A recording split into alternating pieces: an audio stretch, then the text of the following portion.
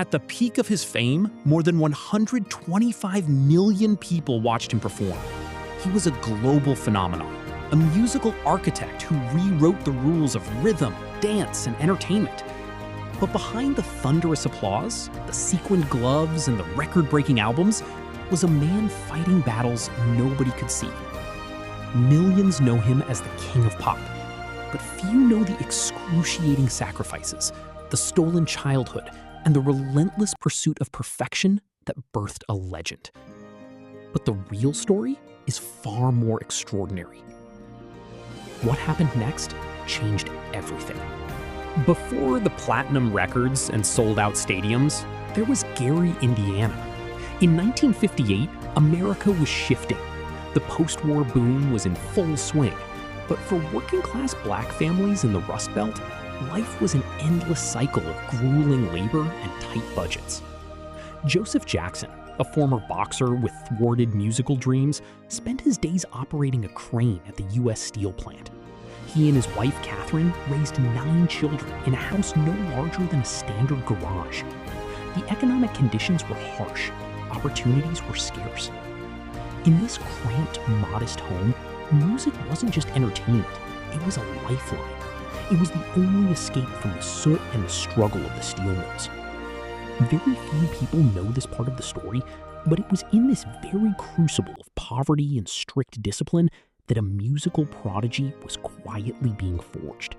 Michael was born with an undeniable, almost supernatural gift. By the time he was 5 years old, he possessed the vocal control and emotional depth of a seasoned adult soul singer. He didn't just sing notes, he felt them.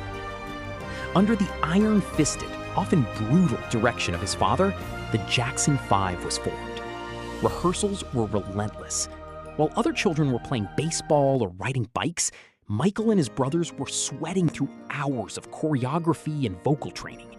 A missed step or a flat note was met with severe punishment. Michael's personality was deeply divided. On stage, he was a fiery, commanding force of nature. Offstage, he was profoundly shy, sensitive, and observant. But this early success came at a devastating cost, one that would haunt him for the rest of his life. The Jackson 5 became global superstars, but Michael was losing something he could never buy back: his childhood. He would later describe walking down the street, seeing children playing in the park, and crying because he was fundamentally trapped in a cycle of endless work. As the 1970s progressed, Michael faced a terrifying transition. The cute child star was growing up. The industry notoriously discards child prodigies when their voices change and their novelty fades. When Michael expressed his desire to release a mature solo album, critics scoffed. The record label doubted him. When his brilliant solo album Off the Wall was heavily snubbed in the major categories at the Grammy Awards, the rejection cut deep. Many people would have quit at this point. They would have accepted their fate as a nostalgia act. But giving up was never an option. The decision he made next shocked the world and changed the music industry forever. Fueled by the pain of rejection, Michael partnered with legendary producer Quincy Jones. He didn't just want to make a great album, he wanted to create the biggest-selling album in the history of recorded music. The turning point arrived on the night of the Motown 25 television special, when Michael took the stage alone, donning a black fedora and a single white glove. The air in the room changed. He launched into Billie Jean, and then he did it. The moonwalk. It was a few seconds of gravity-defying movement, but it was enough to shift the axis of pop culture. In that singular moment, Michael Jackson ceased to be just a singer. He became an icon. He had conquered America, but his greatest challenge was still ahead. Thriller didn't just break records, it obliterated them. It became a cultural monolith. Michael shattered the color barrier on MTV, forcing the network to play black artists. He transformed the music video from a cheap promotional tool into a high-budget cinematic art form. Directors, choreographers, and musicians were suddenly playing by rules Michael had written. the global recognition was unprecedented. From Tokyo to London to New York, the hysteria was absolute. He was meeting presidents, breaking attendance records, and winning 8 Grammy Awards in a single night, a feat previously thought impossible. The world was utterly obsessed with his magic. But with unprecedented fame comes an unprecedented price. Very few people know how dark this part of the story truly got. Fame of that magnitude is a magnifying glass that burns everything it touches. The media attention morphed from adulation into a predatory obsession. They nicknamed him, mocked his eccentricities, and dissected his changing appearance. But behind the headlines were deeply human tragedies. In 1984, during the filming of a Pepsi commercial, a pyrotechnic malfunction set his hair on fire, resulting in severe 2nd and 3rd degree burns. This horrific accident sparked a lifelong battle with chronic pain.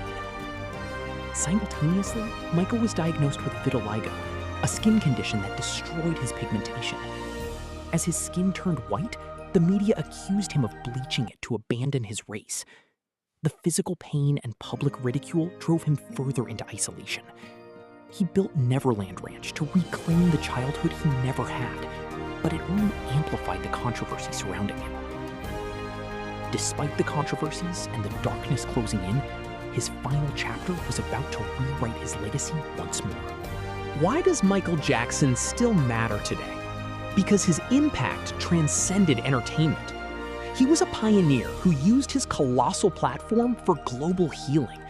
He co-wrote We Are the World, raising tens of millions of dollars for famine relief in Africa. He donated all the profits from his Dangerous World Tour to charities. He leveraged his unmatched fame to force the world to look at poverty, disease, and war. Culturally, every artist who steps onto a stage today, whether they sing pop, R&B, or hip-hop, walks on the path Michael Jackson paved. He taught the world how to perform. He taught the world how to integrate storytelling into music. He broke down racial barriers that had divided the music industry for decades. But beyond the music and the charities, there is a deeper truth we must recognize. What can we learn from this story? Michael Jackson's life is a masterclass in relentless dedication. He didn't just rely on his natural talent. He rehearsed until his feet bled. He studied the greats who came before him, James Brown, Fred Astaire, Marcel Marceau, and combined their genius into something entirely his own. His story teaches us that true greatness requires sacrifice. It requires a mindset that refuses to accept the boundaries set by others. When the industry told him a black artist couldn't dominate MTV, he created a video so brilliant they had no choice but to play it. He teaches us that while you cannot control where you start, even if it's a tiny house in a steel town, you can absolutely dictate where you finish. And that's the story of Michael Jackson. A story of courage, sacrifice, determination, and legacy. The journey may have started with one person, but its impact reached millions. If you enjoyed this storytelling documentary, please subscribe to NextGen Stories. Your support helps us continue bringing the world's most fascinating stories to life. Thank you for watching. And remember, every legend was once a beginner. We'll see you in the next story.